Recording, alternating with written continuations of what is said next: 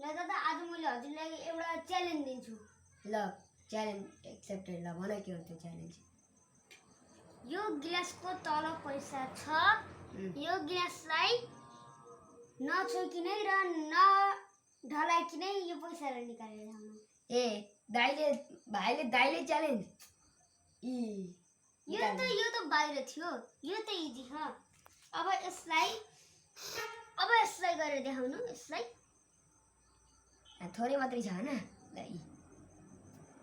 लुका भयो। यो पनि थोरै बाहिर थियो।